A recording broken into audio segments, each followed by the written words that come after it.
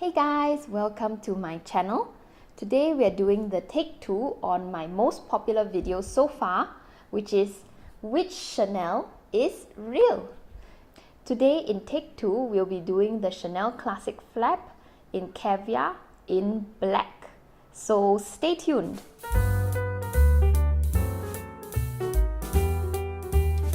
So what I'm going to do is I'm going to bring you through the close-ups first, and then you can make a guess on which is real and which is fake in the comments below. And then after that, all will be revealed. Okay, so let's get down to it. For reference sake, we'll call this Classic Flap A and this is Classic Flap B. Okay, first we have the front of the bag.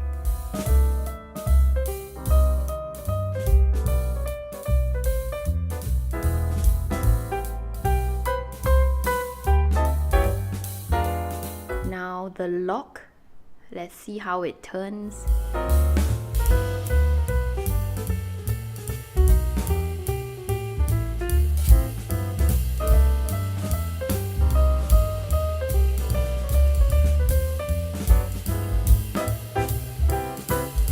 So I'm not going to review like the packaging and all that kind of stuff, because honestly when you're buying a fake, does the packaging really matter? It's just a little bit of an add-on, isn't it? To me at least. So I'm going to skip that part.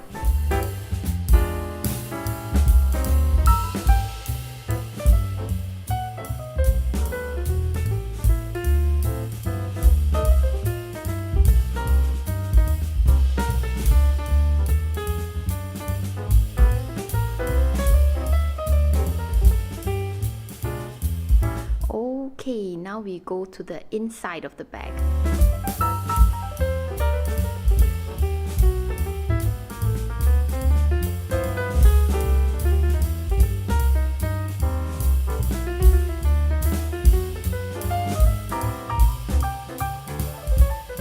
Now the side profile.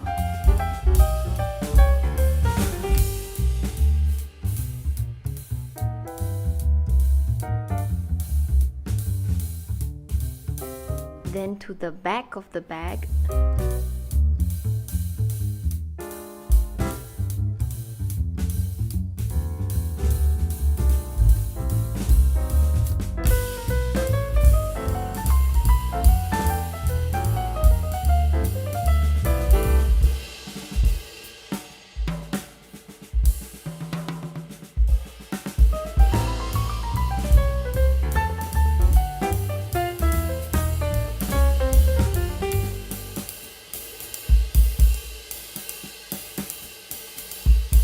Now to the bottom of the bag.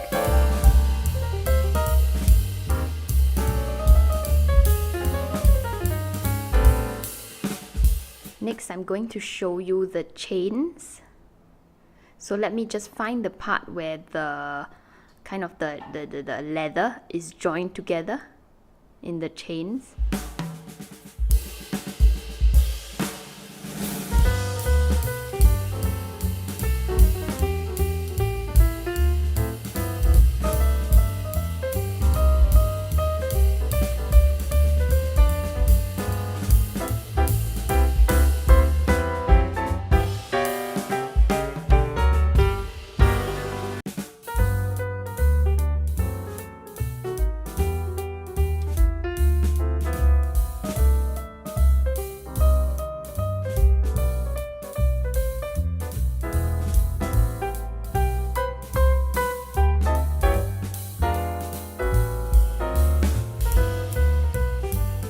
We are done.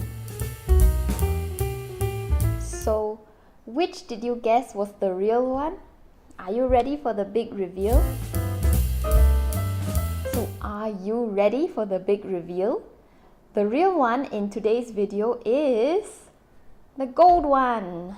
Okay guys, so transparency first. I got this bag free of charge because they sent it to me to review on this channel. However, I did tell them when they asked me if I wanted to review that I would not guarantee a good review of any of their products, because honesty is the most important thing here. And besides, this is not how I earn money anyway. If I was counting on earning money from YouTube, I would probably starve to death. So this is more of a passion thing for me. Yeah, so I'm going to be freely honest, even though I got this bag free. Would I consider this the top end fake? No, actually. Unfortunately, it is not at the really tip-top end. But would I consider this a high-end fake? Yes, I would. In general, the quality of this bag, I have to say, is actually excellent. If you also watch my beige Claire real versus fake video, one of the better points of this particular fake than the beige Claire fake, than the beige Claire fake is actually the chain.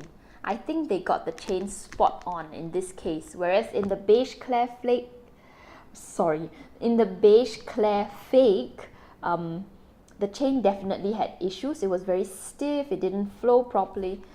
In this case, this one versus the real one,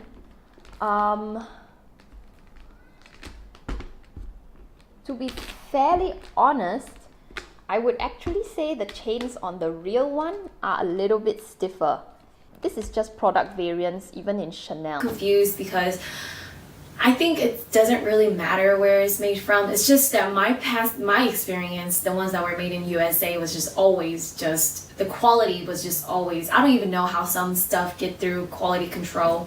But my first Lucky BB, it was also made in France. So, but then you see how it did have issues too. So I kind of think that it is just a problem with the brand in general, not to be mean.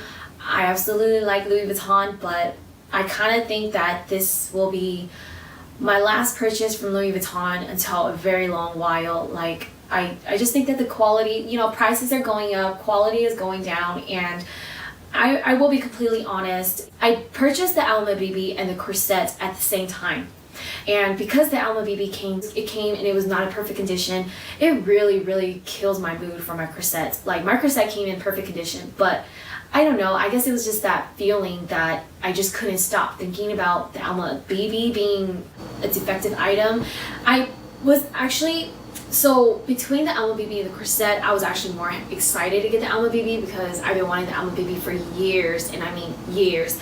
But when the Alma BB came and it just wasn't in perfect condition, it really killed my mood for the corset, and I wasn't even excited to unbox the second one anymore because the only thing that I had on my mind when I was opening the second Alma BB was just please be in good condition. Please be in good condition. I just couldn't even like be excited. I guess you could say that I lost the excitement for it, and it really sucked because you pay so much and you want to be excited every time. I try to be excited, but I was more so of, I would say, afraid. I was afraid. I was like nervous. I was like, man, you know, I don't know how this one's gonna turn out. And guess what? When I opened it, it was even worse than the first one. So I was like, heck no, I'm not keeping this item. And you know, the same goes with this one. I was really excited, as you guys saw in my previous video when I unboxed this bag. I was super excited. I was super happy after I saw what I didn't like. When this second bag came, like I said, I couldn't even really be excited about it. It wasn't even like an exciting feeling anymore. I guess you could kind of say that it really ruined my experience for me. It's just like, you know, defective item back to back, and it was extremely, I get it that they always say that when buying online, it is always a hit or miss, and I definitely understand now. Yes, it is a slightly bigger size, but it's also because it is lighter in weight. So it does move more easily when wearing them.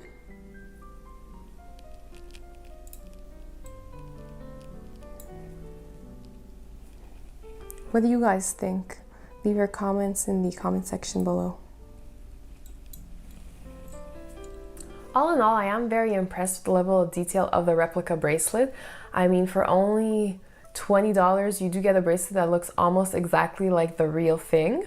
However, I must say, it is lacking a great deal in terms of quality, craftsmanship, finesse. When you do look closely, you can tell that it might not be the real thing. It's quite apparent in my opinion, to be honest. And for me personally, I don't like encouraging that whole replica world. If I can't get my hands on the real thing, I will go for something similar or something even completely different, but that I do enjoy just as much and that I don't mind spending whatever amount of money on. And just to be clear here, before I get any negative comments in the comment section, I am solely referring to replicas, so this has nothing to do with dupes or inspired products. I have nothing against those type of products. It's really replicas that I don't like encouraging. And if you do decide to go for a dupe or inspired product, I feel like there's nothing wrong with that. But I will admit, I can't see how it is tempting for those of us who are on a budget or for some reason just can't buy the real thing. It is tempting to go for something that's a fraction of the price. If that's your case, I mean, you do you, who am I to judge? But my advice to you is it is worth holding out and working hard to get your hands on the real thing. I mean, you don't necessarily have to go into the boutique and buy it new. You can go the pre-loved route as well. That is an option. There are many resellers out there who are selling Cartier Love bracelets, the authentic ones, for a fraction of the price. And I see how some people would turn towards a replica before purchasing the real thing to make sure they really do enjoy the product before spending $7,000. So kind of like a test run. But in that case, I would rather go the dupe route or inspired route, even though it might be a little bit more expensive than per se a replica. It will always be less expensive than the Cartier Love bracelet itself. So I guess what I'm trying to say here is to work hard and hold out for the real thing. It's well worth the $6,000 price difference. I mean, if you do decide to get a replica or fake, even though you might be fooling others out there. This is coming off. It feels very cheap. Maybe a couple dollars to make, whereas they maybe spend a couple extra dollars on this real Louis Vuitton one. So again, this bag is not authentic, and this is the authentic one. So, just to show you very quickly here, both bags really do look identical. Typically what you do when you'd like to see if a damier, a bean, never full is authentic is you do count the squares. But if you count the squares in between, they're the exact same. And as a matter of fact, they're in the exact same places, as you can see here. All of the hardware on this fake is stamped with Louis Vuitton, as you can see right in there. Perfect. And you can see that in all of the hardware, it does have Louis Vuitton stamped on it, which is typically an indicator that the bag is authentic. However, for this particular one, it's not the case. So again, with this particular print, every single thing should match. Everything should be identical. So on the front, that is the case. On the back, they are identical. Now let's take a look at the bottom. The bottom of this bag has 2 Louis Vuitton squares right in the middle of it. The bottom of this bag has a total of 4. One at the top, one at the bottom, one at the top, one at the bottom. Showing you that these are not identical. This one is the counterfeit bag. In addition to that, I'm just going to show you the very inside here. Both bags are a red, however, this one does look a little bit blood orange. But part of the reason why it does look blood orange is because I'm comparing it to the real one, so I can see the difference in the reds. And hopefully the camera can capture that. Additionally, if you look here, you'll see the Louis Vuitton stamp. That's right here. This is kind of in the leather, embossed in the leather. Whereas this one is kind of stamped on, as you can see. So it sort of looks like it's made to be, but they're obviously different. Also, taking a look at the actual zipper compartment, this is a very faded print. This print stands out. So even if this bag was old, which this bag is actually relatively new, it still would not completely fade to this print.